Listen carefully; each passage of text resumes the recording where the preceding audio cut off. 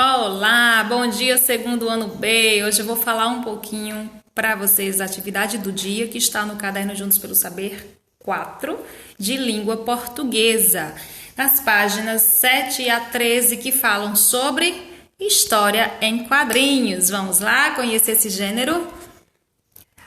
No capítulo 1 a gente começa com a história em quadrinhos e vocês sabem o que é história em quadrinhos? A história em quadrinhos, ela é uma história escrita em quadrinhos, ou seja, apresenta vários quadros e em cada um aparece texto ou imagens. Os textos a gente chama de textos ou palavras, a gente chama de linguagem verbal e onde tem só imagens a gente chama de linguagem não verbal. Então aqui, por exemplo, ó, aqui nós temos toc toc. Então, temos também, oi, Lelê, está na hora? Então, isso é uma linguagem verbal. Usou o quê? As palavras para se comunicar. Aí, aqui nos quadrinhos, nesse quadrinho a seguir, não tem nenhum texto. Tem só a imagem. Isso é o que a gente chama de linguagem não verbal. Que a gente já estudou antes, mas é bom reforçar. Aí aqui tem no terceiro quadrinho, no quarto quadrinho, elas estão indo para o cinema. Nesse último quadrinho também.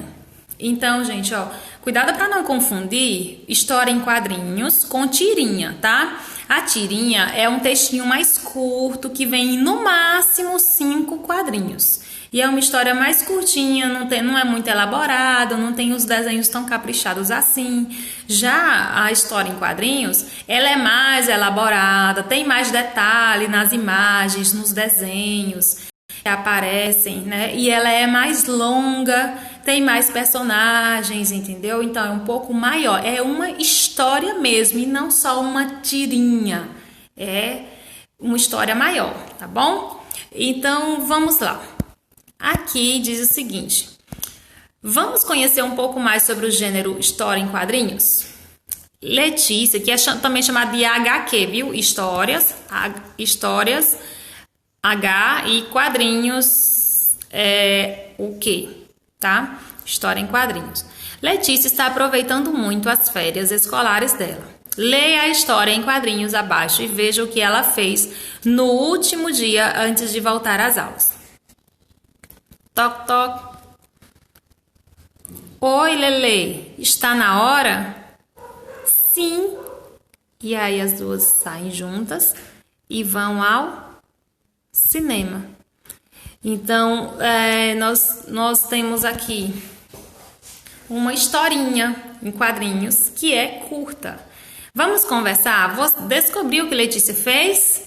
De que você mais gostou nessa história? Que elementos existem nessa história que você já viu em outros quadrinhos? Vamos pensar um pouco. História em quadrinhos são histórias em sequência de quadros que apresentam apenas imagens ou combinam desenhos e palavras na sua composição, que eu já falei anteriormente. As falas e pensamentos dos personagens são colocados em balões, por isso dizemos que as histórias em quadrinhos utilizam a linguagem verbal e não verbal. Aí tem aqui, linguagem verbal, uso da escrita ou da fala na comunicação. Linguagem não verbal são imagens, gestos, expressões, balões. Então, como eu já tinha falado anteriormente, ou seja, na história em quadrinhos aparece o quê? Geralmente a escrita, né, a fala dos personagens, que é a linguagem verbal, e aparecem também as imagens, os gestos, ou seja, a expressão do rosto, do corpo.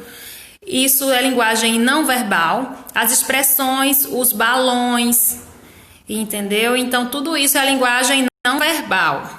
Para entender uma história em quadrinhos, você deve ficar atento às expressões do rosto e às falas dos personagens. Então, quando a gente lê história em quadrinhos, tem que prestar muita atenção à forma do rosto, por exemplo, as expressões, se está alegre, triste, feliz, bravo.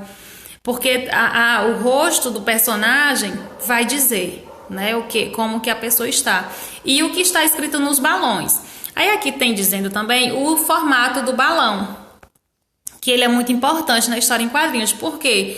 porque eles têm um significado diferente. Esse é o balão de fala, esse é o balão de grito e esse é o balão de pensamento.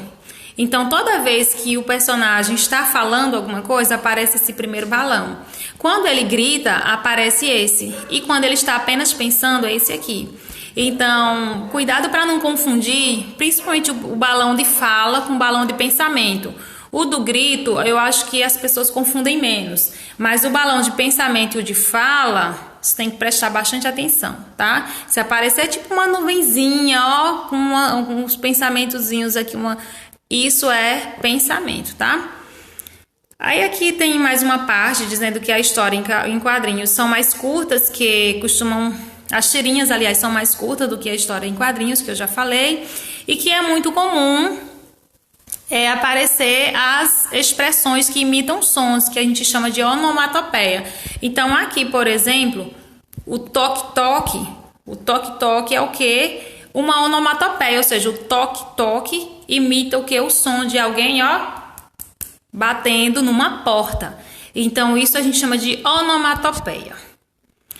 Aqui nessa página, nós temos vários exemplos de onomatopeia. Então, nós temos o B, para dizer que está cansado, o G, né, para dizer que está um pouco chateada, e o tch, para imitar o som de alguém que está comendo, e buá, para imitar o som de alguém que está chorando. E tem vários outros, tem o vrr, para imitar o som de carro, que é o VRRR, né, e o no final. Então, tem vários tipos de onomatopeia, ou seja, são aquelas que não são as palavras com sílabas normal, né? Uma palavra com sílaba normal. São várias, geralmente várias consoantes juntas que acabam imitando o som. Aqui nós temos uma história em quadrinhos. Vamos fazer a leitura então? Nossa turma está reunida na volta às aulas. Todos estão querendo aprender coisas novas, fazer mais amizades e se dedicar aos estudos. Veja como foi o primeiro dia de aula deles após as férias. Leia a história em quadrinhos abaixo e descubra. Aí aqui está a Letícia, esse primeiro quadro, na escola. Como é bom voltar às aulas, rever amigos e professores. Nem me fale. Eu adoro férias, mas dá uma saudade da escola. Olha quem veio! E aí aparece aqui o Pedro, né? Que bom que você voltou, Pedro. Agora a escola está cheia de rampas de acesso. Agora você não terá mais motivos para reclamar, hein? E aqui, na sequência, apenas linguagem não verbal. Tem a escola, aliás, que é uma linguagem verbal. As crianças estão olhando para a escola.